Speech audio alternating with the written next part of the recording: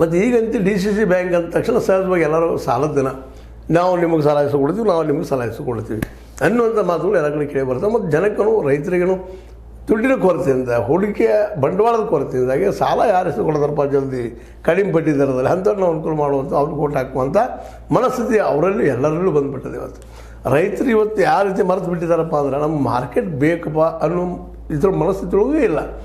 ನಮಗೆ ಸಾಲ ಸಿಕ್ಕರೆ ಸಾಕಪ್ಪ, ನಾವು ಬೇಕಾದ ಬೆಳ್ಕೊಳ್ತೀವಿ ಅಂತ ಹೇಳ್ತಾರೆ. ಬೆಳಿತಾರಲ್ಲ ಅಂತಲ್ಲ, ಸಾಕಷ್ಟು ಬೆಳಿತಾರೆ. ಅದ್ರ ತಕ್ಕಂಗೆ ಇನ್ಕಮಲ್ಲೇ ಜನ್ರೇಟ್ ಆಗ್ತಾಯಿಲ್ಲ. ಅದಕ್ಕೆ ಇಲ್ಲಿ ರೈತ ಬಡವಾಗಿದ್ದಾನೆ, ಆತ್ಮಹತ್ಯೆ ಬಡವ ಹತ್ತಕ್ಕೆ ಬರ್ತಾ ಇರ್ತಾನೆ. ಯಾಕಂದ್ರೆ ಸಾಲ ಹೆಚ್ಚಾದ ತಕ್ಷಣ ಬಡ್ಡಿ ಹೆಚ್ಚಾದ ತಕ್ಷಣ ಪಾಪ ಏನು ಮಾಡಲಿಕ್ಕೆ ಸಾಧ್ತದೆ? ಯಾರಿಗಾದರೂ ಅದು ಸಾಲ ಸರ್ ನಮ್ಮಂಥವ್ರಿಗೆ ಇರ್ಬೋದು, ಯಾರಿಗಿರ್ಬೋದು, ದೊಡ್ಡ ಅದೊಂದು ಏನಪ್ಪ ಅಂದ್ರೆ ಭಯ. ಆ ದಿಶೆಯಲ್ಲೇ ಈ ಡಿ ಸಿ ಸಿ ಬ್ಯಾಂಕ್ನ ನಮಗೆ ಆರ್ಥಿಕ ಸಹಾಯ ಸಿಗ್ತದೆ ಅಂತೇಳಿ ಅವರು ನಮಗೆ ಯಾರು ಆರ್ಥಿಕ ಸಹಾಯ ಮಾಡ್ತಾರೆ ಅವ್ರಿಗೆ ಬೆಂಬಲಿಸೋಣ ಅನ್ನುವಂಥ ನೆಲೆಯಲ್ಲೇ ಅಲ್ಲಿಯ ಪ್ರತಿಯೊಂದು ಸಹಕಾರಿ ಅಥವಾ ಈ ಮತದಾರ ಚಿಂತನೆ ಮಾಡ್ತಾ ಇದ್ದಾನೆ. ಇಂಥ ಸಂದರ್ಭದಲ್ಲಿ ಈ ಉಳಿದ ಚಿಂತನೆ ಇಲ್ಲ.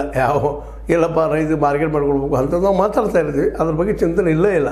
ನೀವು ನಮ್ಮ ಕಡೆ ಬರ್ತಿರೋ ಅವ್ರ ಕಡೆ ಹೋಗ್ತಿರೋ ಬಂದಿದ್ದೀವಿ, ಅವ್ರ ಕಡೆ ಹೋಗೋದಿದ್ರೆ ಅದಕ್ಕೊಂದು ರೂಪ ಬೇರೆನ, ನಮ್ಮ ಕಡೆ ಬರ್ತಿದ್ರೆ ಮತ್ತೊಂದು ರೂಪ ಬೇರೆನ. ಜೊತೆಗೆ ಆನೆ ಕೆರೆಗಳು ಸಹಿತ ನಡೀತಾಯಿದ್ದಾವೆ. ಕೈ ಮುಂದೆ ಮಾಡಿ ನಾವು ಇವ್ರ ಪರ ಇದ್ದೀವಿ, ನಾವು ಅವ್ರ ಪರ ಇದ್ದೀವಿ ಅಂತೇಳಿ ಅದು ಯಾರೋ ಮಾಡಲಿಲ್ಲ. ಈ ರೀತಿ ಓಪನ್ ಆಗಿ ಹೇಳುವಂಥದ್ದು ಪ್ರಜಾಪ್ರಭುತ್ವದಲ್ಲಿ ಇಲ್ಲ. ಇವೆರಡೂ ಕ್ರಿಯೆಗಳು ಏನಪ್ಪ ಅಂತಂದ್ರೆ ಸ್ವತಂತ್ರವಾಗಿ ಮತ ಚಲಾಯಿಸುವ ಹಕ್ಕನ್ನು ಕಸ್ಕೊಳ್ತಾ ಇದ್ದಾವಂತ. ಇದು ಪ್ರಜಾಪ್ರಭುತ್ವದ ವಿರೋಧಿ ನಡೆ. ಇದನ್ನು ಮಾತ್ರ ಇವತ್ತು ಹೇಳಬೇಕಾಗ್ಯದ. ಬಟ್ ಏನೂ ಇರಲಿ, ಈಗಾಗಲೇ ಗೋಕಾಕ್ ಮುಡಲಿ ಭಾಗ